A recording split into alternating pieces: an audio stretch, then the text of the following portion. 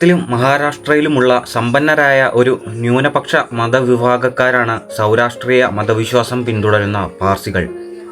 പാർസികളുടെ ശവസംസ്കാര കേന്ദ്രങ്ങളെയാണ് the tower of silence അഥവാ മൗന ഗോപുരം അല്ലെങ്കിൽ നിശബ്ദ ഗോപുരം എന്ന് വിളിക്കുന്നത്. ചിത്രങ്ങളുടെ കുറവുകൾ കൊണ്ട് നിങ്ങൾ വീഡിയോ മുഴുവനായും കാണാതിരിക്കരുത്. കാരണം ഇത് നല്ലൊരു മെസ്സേജാണ്. മാത്രമല്ല, പാർസികളെപ്പറ്റി എനിക്ക് കഴിയാവുന്നത്ര വിവരങ്ങൾ ഞാൻ ശേഖരിച്ചിട്ടുമുണ്ട് നിങ്ങളോടുമായി ഷെയർ ചെയ്യാൻ. അപ്പോൾ വെൽക്കം ടു ഫാക്ട് സ്റ്റോറീസ്. ഇത് നിങ്ങളുടെ എബിലാണ്. മൃതദേഹം ദഹിപ്പിക്കുകയോ കുഴിച്ചിടുകയോ ചെയ്യാതെ കഴുകന്മാർക്ക് ഭക്ഷിക്കാനായി വിട്ടുകൊടുക്കുന്ന ഒരു ശവസംസ്കാര രീതിയാണ് പാർസികളുടേത്. അങ്ങനെ കഴുകന്മാർക്ക് വേണ്ടി മൃതദേഹങ്ങൾ വെച്ചു കൊടുക്കുവാനും കഴുകന്മാർ മാംസം കഴിച്ച ശേഷം ബാക്കിയാകുന്ന അസ്ഥികൾ കൂട്ടിവെക്കാനുമുള്ള ശ്മശാന മന്ദിരമാണ് ടവർ ഓഫ് സൈലൻസ്, ദഹമ എന്നുകൂടി ഇതറിയപ്പെടുന്നു. ഇന്ത്യയിൽ മുംബൈയിലെ മലബാർ കുന്നിലെ ഹാങ്ങിങ് ഗാർഡിനടുത്താണ് പാർസികളുടെ ശ്മശാനമായ നിശബ്ദ ഗോപുരങ്ങൾ സ്ഥിതി ചെയ്യുന്നത്. ഇനി ബാംഗ്ലൂർ നഗരത്തിലുള്ള പാർസികൾക്കായി ഹെബേൽ മേൽപ്പാലത്തിനു സമീപം മാവും തെങ്ങും മറ്റു മരങ്ങളും നിറഞ്ഞ 14 ഏക്കർ ക്യാമ്പസിൽ ഒരു നിശബ്ദ ഗോപുരമുണ്ട്. ബംഗളൂരു വിമാനത്താവളത്തിലേക്ക് പോകുന്ന വാഹനങ്ങളിൽ നിന്ന് അത് കാണാവുന്നതാണ്. ഏകദേശം 1000 വർഷങ്ങൾക്ക് മുൻപ് ഇന്നത്തെ ഇറാനിൽ നിന്നാണ് പാർസികൾ ഇന്ത്യയിലെത്തുന്നത്. 3000 വർഷങ്ങൾക്ക് മുമ്പ് പേർഷ്യയിൽ പിറന്ന സൗരാഷ്ട്ര മതം ഒരു കാലത്ത് പേർഷ്യയിലെ ശക്തമായൊരു മതവിഭാഗമായിരുന്നു.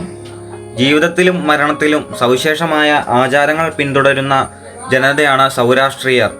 സൗരാഷ്ട്ര മതത്തിലെ പല ആശയങ്ങളും പിൽക്കാല മതങ്ങളായ ക്രിസ്ത്യൻ മതത്തിലും ഇസ്ലാം മതത്തിലും കാണാം.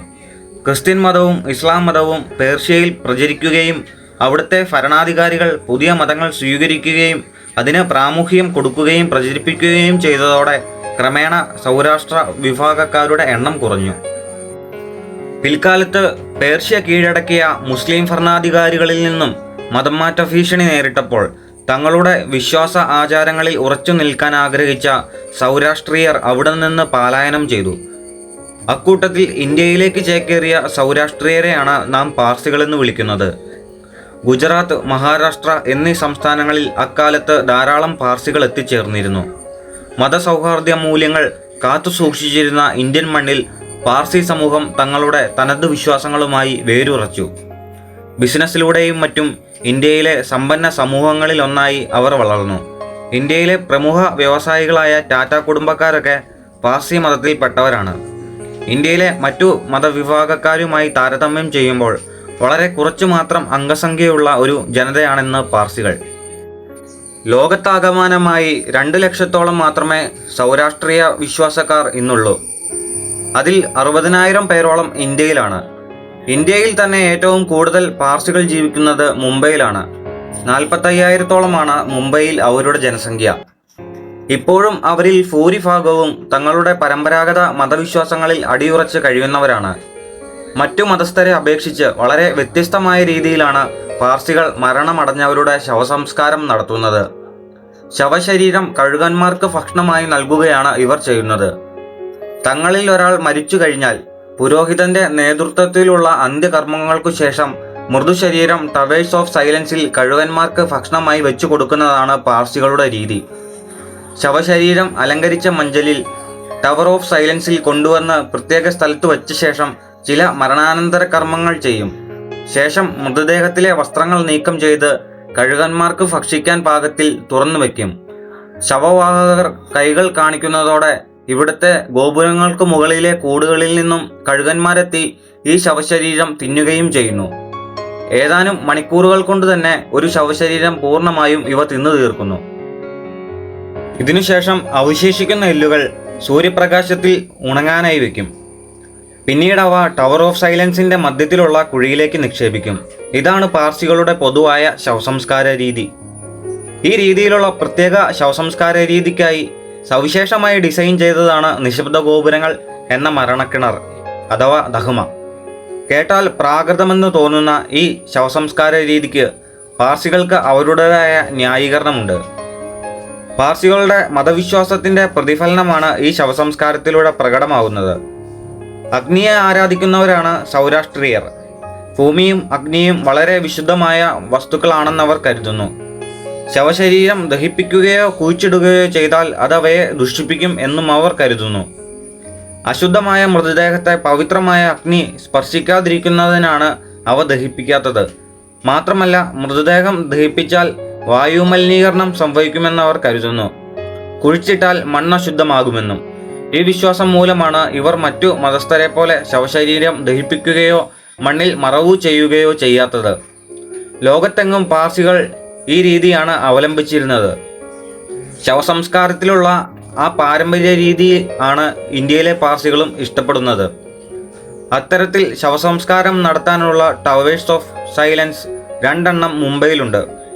നഗരം ഇത്ര കണ്ട് വികസിക്കുന്നതിനും വളരെ മുമ്പേ സ്ഥാപിച്ചവയാണവ. മലബാർ ഹില്ലിലെ ടവർ ഓഫ് സൈലൻസ് പച്ചപ്പ് നിറഞ്ഞ 54 ഏക്കർ സ്ഥലത്തിന് നടുവിലാണ്.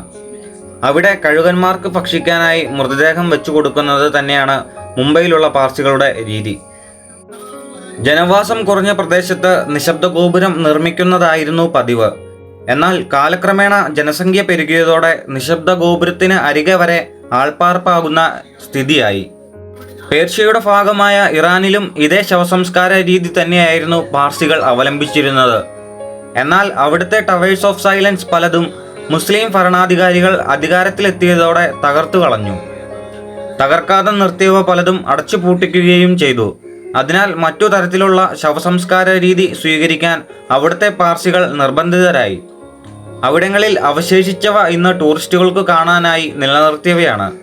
അവിടെ ശവസംസ്കാരത്തിന് അനുമതിയില്ല. എന്നാൽ ഇന്ത്യയിൽ ഇതുവരെയും അവർക്കത്തരം വിലക്കുകളില്ല. പക്ഷേ അടുത്തിടെ കഴുകന്മാരുടെ വംശമറ്റത് അവർക്കൊരു വെല്ലുവിളിയായിട്ടുണ്ട്. വൃത്താകൃതിയിലുള്ള ഘടനയിലാണ് ദഹ്മ അല്ലെങ്കിൽ ശവസംസ്കാര ഗോപുരം നിർമ്മിക്കുക. 25 അടി ഉയരമുള്ള ടവറുകൾ ഇഷ്ടികയോ കല്ലോ കൊണ്ട് ആണ് നിർമ്മിക്കുന്നത്. 3 നിലകൾ, 3 വരികൾ. മുകളിലത്തെ വരി പുരുഷന്മാർക്കുള്ളത്, മധ്യനിര സ്ത്രീകൾക്കുള്ളതാണ്, ഏറ്റവും അകത്തെ വരി കുട്ടികൾക്കുള്ളതാണ്. ശ്രീകോവിലിൽ 365 ദിവസവും ജ്വലിക്കുന്ന ജ്വാലയുമുണ്ട്. ഈ പരിസരത്ത് ബംഗ്ലീസ് എന്ന് വിളിക്കപ്പെടുന്ന ചെറിയ നിർമ്മിതികളുണ്ട്. അവിടെ ബാണ്ഡ്യകൾ എന്ന് വിളിക്കപ്പെടുന്ന പ്രത്യേക പരിചാരകർ ദഹ്മയിലേക്ക് മൃതദേഹം കൊണ്ടുപോകുന്നതിന് മുമ്പ് പ്രാർത്ഥനകൾ ചൊല്ലുന്നു. പാഴ്സി ടവേഴ്സ് ഓഫ് സൈലൻസിൽ മരിച്ചവരുടെ ബന്ധുക്കൾ അന്ത്യകർമ്മങ്ങൾ ചെയ്യുന്നു. സൂര്യന്റെ അഗ്നിയും ഭൂമിയുടെ ചൂടും മരിച്ചവരെ അവകാശപ്പെടുന്നു എന്നതാണ് പ്രാർത്ഥനയുടെ സത്ത. അരയിൽ ഒരു പട്ടുനൂലും നീളമുള്ള വെള്ള വസ്ത്രവും ധരിച്ച സ്ത്രീകളും പുരുഷന്മാരും ക്ഷേത്രത്തിൽ നിശബ്ദമായി അത് ഉരുവിടുന്ന ഒരു ചടങ്ങാണിത്. സൗരാഷ്ട്രീയർ പ്രകൃതിക്ക് പ്രത്യേക പ്രാധാന്യമാണ് നൽകുന്നത്. പാർസികൾ വായു, വെള്ളം, തീ തുടങ്ങിയ പ്രകൃതി ഘടകങ്ങളെ മലിനമാക്കരുത് എന്ന വിശ്വാസക്കാരാണ്. ഇവരുടെ ആചാരങ്ങളിൽ അഗ്നിക്ക് പ്രത്യേക പ്രാധാന്യമുണ്ട്. ക്രിസ്തീയർക്ക് കുരിശ് പോലെ അഗ്നി സൗരാഷ്ട്രീയ മതത്തിന്റെ പ്രതീകമാണ്. അതുകൊണ്ടാണ് അവ ശരീരങ്ങൾ അഗ്നിയിൽ ദഹിപ്പിക്കാത്തത്. മാത്രമല്ല, മൃതദേഹങ്ങൾ കഴുകന്മാർക്ക് നൽകുമ്പോൾ ഒരു മനുഷ്യന്റെ ഉടൽ തന്നെ ദാനം ചെയ്യുക എന്ന പുണ്യപ്രവൃത്തി നിർവഹിക്കുക കൂടിയാണ് ചെയ്യുന്നത് എന്നവർ കരുതുന്നു. ഒരു മനുഷ്യന് അനുഷ്ഠിക്കാവുന്ന അവസാന ദാനധർമ്മം. മരിച്ച ആളുടെ അവശിഷ്ടങ്ങൾ കഴുകന്മാർക്ക് കഴിക്കാൻ ഗോപുരത്തിൽ ഉപേക്ഷിക്കുന്നത് സമൂഹത്തിനും പ്രകൃതിക്കും വേണ്ടിയുള്ള ഏറ്റവും ശുദ്ധവും സുരക്ഷിതവുമായ സംസ്കരണ മാർഗമായാണ് വിശ്വാസികൾ കാണുന്നത്. ശരീരം മറവു ചെയ്യാനുള്ള ഏറ്റവും വൃത്തിയുള്ള മാർഗമായും അവരത് കരുതുന്നു.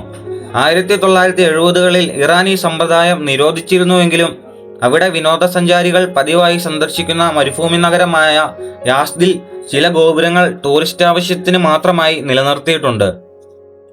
ഇന്ത്യയിൽ ഇതുവരെ ടവേഴ്സ് ഓഫ് സൈലൻസിലെ ശവസംസ്കാരം നിരോധിച്ചിട്ടില്ല. പക്ഷേ ഈ പ്രദേശത്ത് ശവം തീനി കഴുകന്മാരുടെ അഭാവം ഈ പുരാതന ശ്മശാന രീതിക്ക് വലിയ ഭീഷണിയാണ്. 1990കളിൽ ഇന്ത്യയിലെ കന്നുകാലികൾക്ക് വ്യാപകമായി നൽകിയിരുന്ന മരുന്നാണ് ഡിക്ലോഫെനാക്. ആ ഫാർമസ്യൂട്ടിക്കൽ മരുന്നുള്ളിൽ ചെന്ന പശുക്കളുടെ മൃതദേഹം കഴിച്ച് ഇന്ത്യയിലെ ഭൂരിഭാഗം കഴുകന്മാരും വൃക്ക തകർന്ന് മരിച്ചുപോയതായി പഠനങ്ങൾ കാണിക്കുന്നു. അതോടെ നിശബ്ദതയുടെ ഗോപുരങ്ങളിൽ കഴുകന്മാരുടെ എണ്ണവും കുറഞ്ഞു. അവശേഷിച്ച ചുരുക്കം ചില കഴുകുകൾക്ക് പലപ്പോഴും മൃതശരീരം മുഴുവനായി തിന്നു തീർക്കാൻ കഴിയാറില്ല എന്നത് പാർസികളുടെ ഈ ആചാരം തുടരുന്നതിന് തടസ്സമായി. പതിറ്റാണ്ടുകളായി നിലനിന്ന് വന്ന ഒരാചാരം പതിയെ അങ്ങനെ ചരിത്രത്തിന്റെ ഭാഗമാവുകയാണ്. ഡിക്ലോഫെനാക് സോഡിയം കഴിച്ച മൃഗങ്ങളെ തിന്നുക വഴി കഴുകന്മാർക്ക് വംശനാശം വന്നതോടെ പാർസികളുടെ പരമ്പരാഗത ശവസംസ്കാര രീതി മാറ്റേണ്ട സ്ഥിതിയിലാണ് ഇന്നവർ. വീഡിയോ ഇഷ്ടപ്പെട്ടാൽ തുടർന്നും സപ്പോർട്ട് ഉണ്ടാകുമെന്ന് പ്രതീക്ഷിക്കുന്നു കൂട്ടുകാരെ. അപ്പോൾ മറ്റൊരു വീഡിയോയിൽ കാണാം.